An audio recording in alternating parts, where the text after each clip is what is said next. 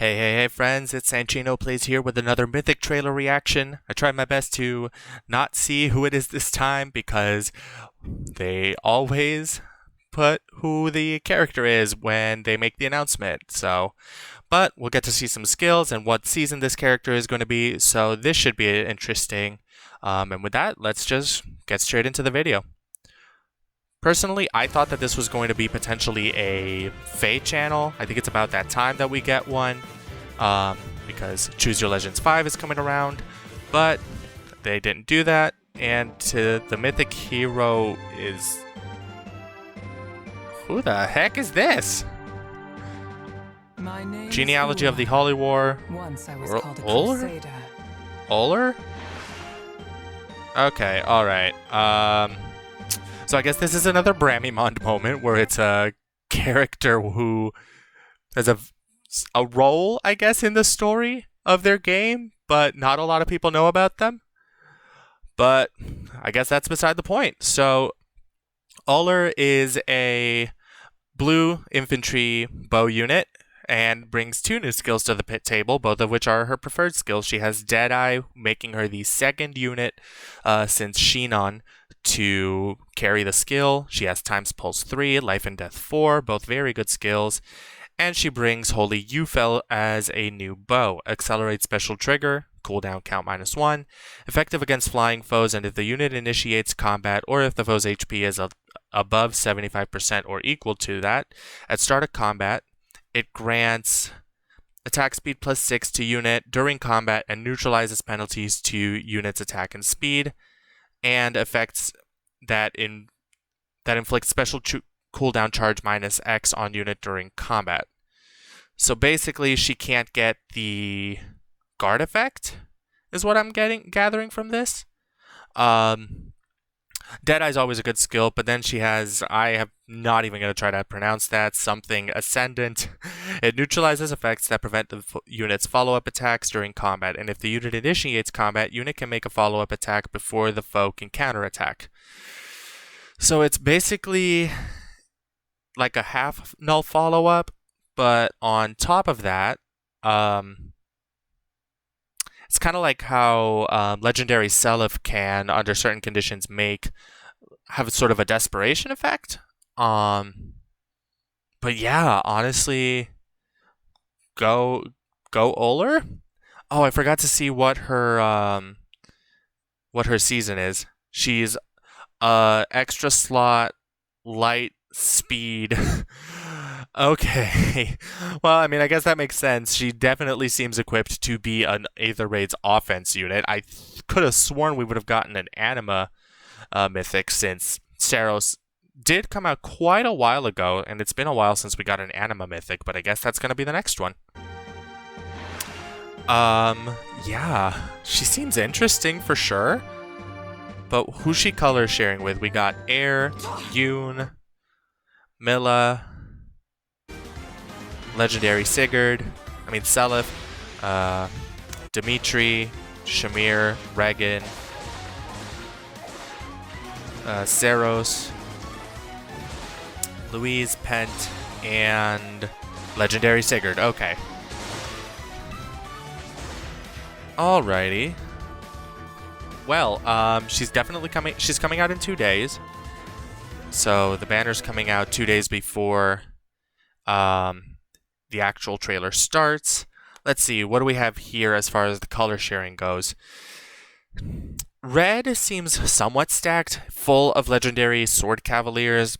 I think if I needed merges for Legendary Sigurd, Seliph, or Regan, I would consider going for the red category. Colorless is pretty much a skip for me. I already have several merges on Air and Milla. I don't necessarily need Louise for fodder, so I guess I could skip that color. Pent, Shamir, and Yoon make the green pool relatively interesting, considering that Pent has G Dual Infantry 4 and is a good unit in his own right. Shamir is a very good unit, and then on top of that, there's just Yoon, who I guess I could use a merge or two for her, but it's not really going to be my priority.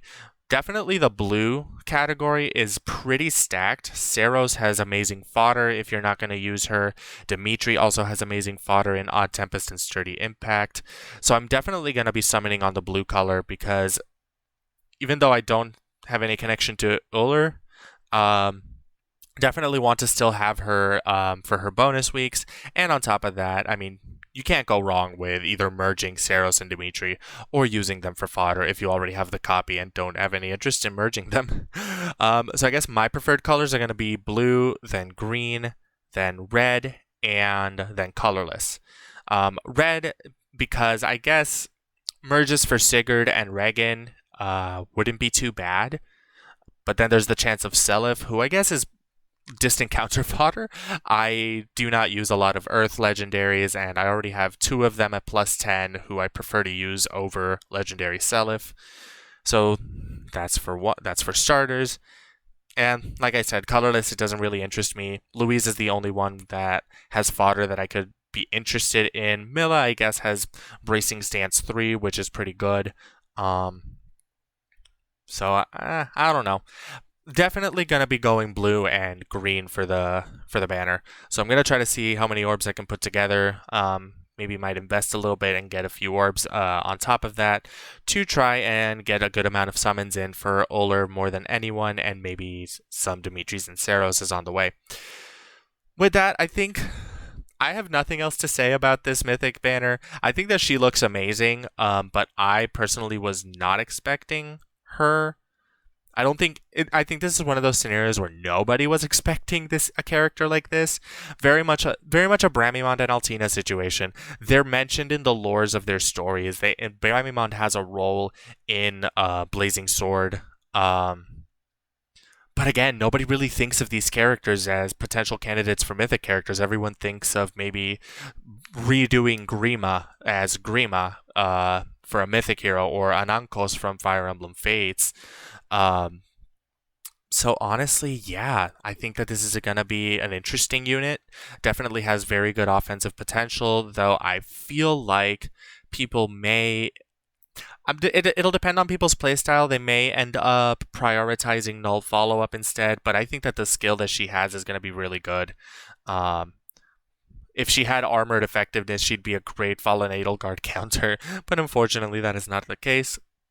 She does actually have Deadeye in her weapon, and she can negate the special fighter. So that's definitely something she has going for her.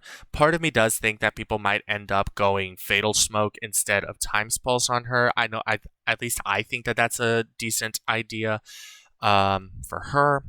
Mostly because you do want to negate the healing on Fallen Edelgard, because that is one of the things that makes her so difficult to kill. So honestly, yeah, definitely going to be interested in summoning it for the blue pool and the green to an extent. So let me know what you guys think about this banner and this hero. And if you're going to skip or summon on this banner in general, definitely curious to see what your thoughts are on this banner and what pools you'll be trying to go for. With that, thank you so much for stopping by to hear my reactions and my thoughts on this banner, and I hope you all have a good tomorrow.